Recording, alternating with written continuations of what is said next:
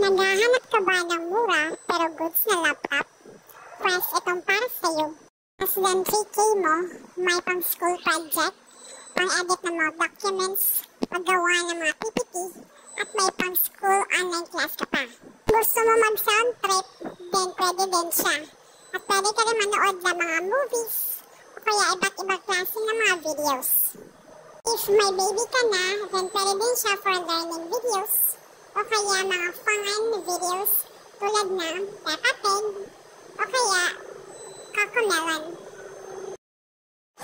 Siguradong mag-e-enjoy ang mga anak nyo sa panonood ng mga learning videos at saka funny videos.